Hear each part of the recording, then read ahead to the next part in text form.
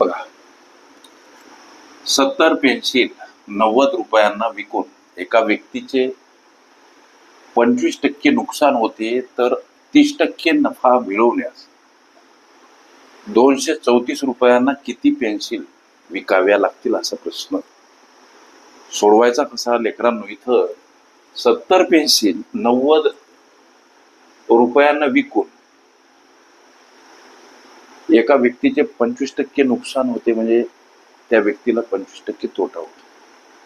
तुम्हा आम्हा सगळ्यांना माहित आहे की जसं खरेदी किंमत, कुठल्याही वस्तूची खरेदी किंमत काढण्यासाठी एक सूत्र आहे. प्रश्नामध्ये जर विक्री दर्शवली असेल, सोबत गुणीला 100 घ्या.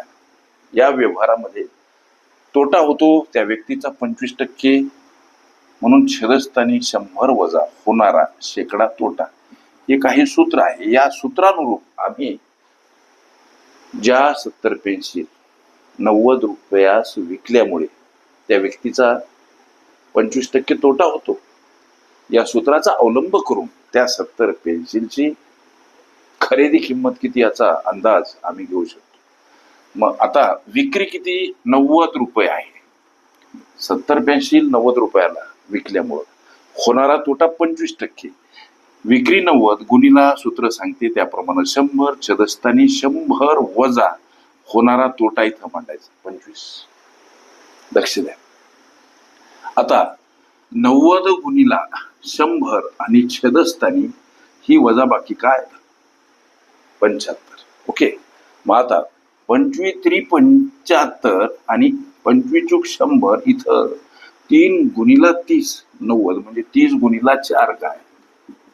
हा गुणाकार 120 रुपये. ही 120 रुपये काय? तर लेकरांनो, 70 पेन्सिलची खरेदी किंमत, 70 पेन्सिलची खरेदी किंमत ही 120 रुपये.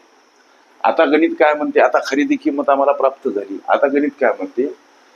30% नफा मिळवण्यास 234 रुपयांना किती पेन्सिल विकाव्या लागतील? 70 पेन्सिलची खरेदी किंमत 120 रुपये, 30% नफा हा खरेदी किमतीवर मिळत असतो, मिळवावा लागतो. म्हणजे 30% नफा 120 रुपये खरेदीवर 30% हा नफा मांडत असताना व्यवहारी अपूर्णांकात मांडा. 30/100 असा. हे 2 शून्य, हे 2 शून्य खलास, अर्थात 12 गुणीला 3 12 × 36 रुपये नफा, म्हणजेच हा 30% नफा. जेव्हा या खरेदी किमतीमध्ये ऍड कराल तेव्हा प्राप्त होणार ही बेरीज 156 रुपये काय हो? उत्तर ही असेल विक्री किंमत. लक्षात नसेल आलं, पुन्हा एकदा सांगतो. जेव्हा 30% नफा हवा असेल तेव्हा 70 पेन्सिली 156 रुपयात विकाव्या लागतील. 30% नफ्यासाठी लक्षात घ्या बरं, 30% नफ्यासाठी 70 पेन्सिल 156 रुपयात विकाव्या. पण गणित काय म्हणते? 30% नफा मिळवण्यासाठी 234 रुपयांना किती पेन्सिल विकाव्या लागतील? आता या काढलेल्या मथळ्यावरून आम्ही उत्तराप्रत पावलं टाकू शकतो. 70 पेन्सिल जर का 30% नफा हवा असेल तर आम्ही इथं पर्यंत आलो की जर का 30% नफा हवा असेल तर ह्या 70 पेन्सिल ज्यांची खरेदी किंमत 156 रुपयात विकाव्या लागतील. जर का 30% नफा हवा असेल तर 70 पेन्सिल 156 रुपयात विकाव्या लागतील. आता 234 रुपयांना किती विकाव्या लागतील जर का 30% नफा हवा असेल? लक्ष द्या. 30% नफा हवा तेव्हा इथं रुपये, लक्ष द्या, आणि इथं पेन्सिल. बघा, 156 रुपयांना विकाव्या लागतील 70 पेन्सिल जेव्हा 30% नफा हवा असेल. 30% नफा हवा असेल तर 234 रुपयांना किती पेन्सिल विकाव्या लागतील हो सर?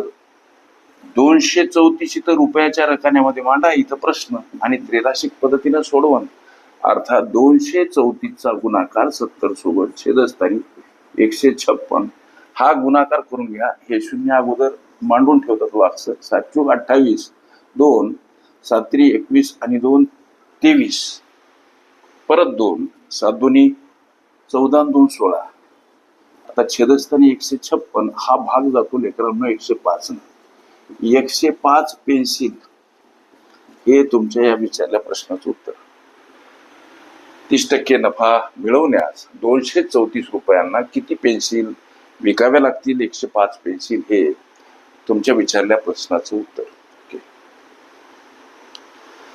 संकीर्ण प्रश्नसंच ही माझी प्लेलिस्ट अवश्य बघा. त्यामध्ये विविध स्पर्धकांनी विविध अंगांनी विचारल्या संभाव्य अशा असंख्य प्रश्नांचा सराव तुम्हाला करते.